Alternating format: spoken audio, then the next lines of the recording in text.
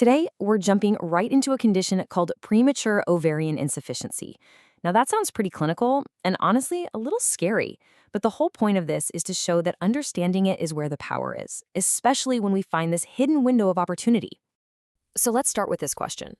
Just imagine your body's whole internal clock deciding to fast forward, skipping ahead 20, maybe even 30 years. This isn't some sci-fi plot. It's the real experience for women who get a diagnosis of premature ovarian insufficiency, or POI. Okay, so what is POI really?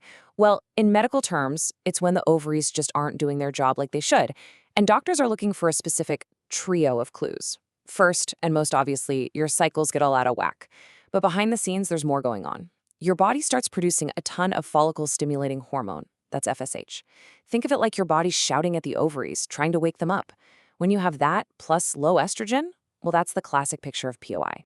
And this number, under 40, this is the whole game. It's the key that defines the condition. This is what separates POI from the natural menopause that happens later in life. It's the premature part of the name, and that single fact brings a whole unique set of challenges with it.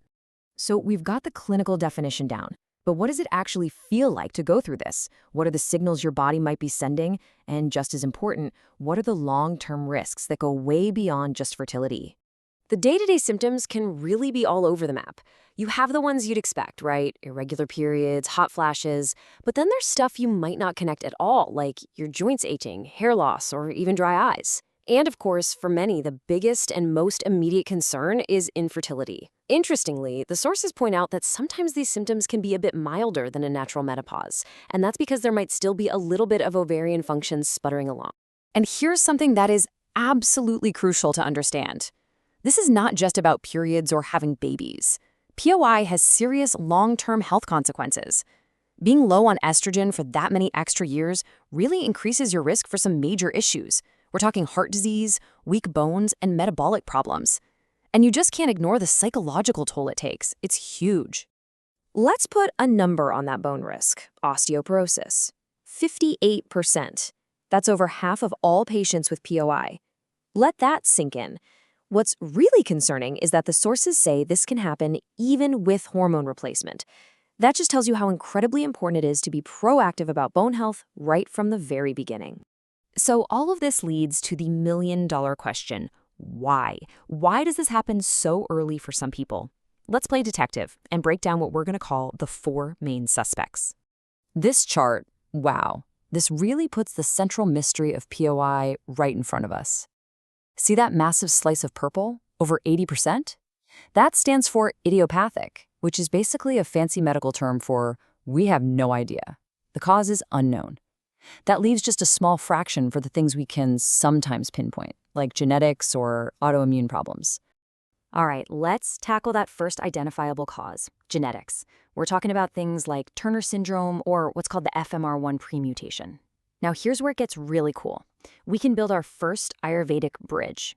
The ancient concept of bija dosha literally talks about an inherent flaw in the seed or the ovum. It's a striking parallel to our modern understanding of genetic predisposition. Okay, suspect number 2, autoimmune issues. This is when the body's own defense system gets its wires crossed and starts attacking healthy ovarian tissue. It's a classic case of friendly fire. The Ayurvedic view of this is fascinating. They call it ojas vikriti. See, ojas is seen as this vital essence that protects the body. When it becomes disordered, or vikriti, it can actually turn on itself and become destructive. What a way to think about autoimmunity, right? Then we have the third category, which has a bit of a tricky name, iatrogenic. But all it really means is that it's caused by a medical treatment. Things like chemotherapy that's toxic to the ovaries, radiation to the pelvis, or even surgery. And the Ayurvedic bridge here is pretty straightforward. It's the idea of abhigata, which just means trauma from an external source that causes injury. A perfect fit. And that brings us back to the elephant in the room, that huge piece of the pie. Idiopathic. Modern medicine has theories, of course, like maybe the follicles are just disappearing faster than normal, or there are some hidden environmental triggers. Ayurveda looks at this as a nija hetu, or an internal cause. It's a problem that comes from subtle imbalances deep within the body, not from some obvious external hit, which is exactly why it's so hard to trace. So, thinking about all these possible causes, especially that giant 80% of we don't knows, brings us to what is maybe the single most important idea in this entire discussion. When it comes to POI, we have to ask, is the problem one of function or is it one of depletion? Because, you guys, the answer to that question changes absolutely everything. This slide just lays it out so clearly. Think about it in two ways. On one side, you've got follicular depletion. This is like an empty bank vault. The reserve is gone, it's a supply problem, and it's irreversible. But on the other side, you have follicular dysfunction. Here, the vault isn't empty. The follicles are still there, but they're just not working right. It's like the ATM is broken. This means ovarian activity might come and go, and here's the key, it could be reversible. This is that window of opportunity we've been talking about. It's incredible, but there's an ancient Ayurvedic concept that just nails this idea. The saying goes, Dhatu is present, but its karma is vikrita, which basically means the tissue is there, but its action, its function is all messed up. The potential is still there, it's just that the performance is impaired. I mean, that is a centuries-old description of follicular dysfunction. It's amazing. Okay, so if this window of opportunity exists, particularly in these cases of dysfunction, what does the path forward actually look like? This is where an integrative approach becomes so important. But first, we have to be real about why this is such a gut-wrenching diagnosis. You're young. You're suddenly facing huge fertility questions. You have to think about long-term health risks that your friends aren't even considering.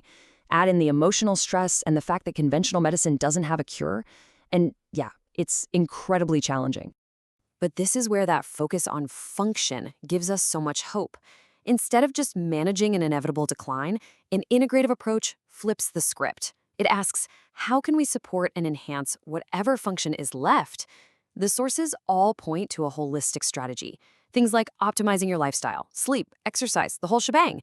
Actively managing stress, which we know throws hormones into chaos. Using nutrition to cool inflammation and feed your ovaries. And finally, exploring all kinds of integrative care to help your body rediscover its balance. So, I want to leave you with this final, powerful question. What if we reframed early POI?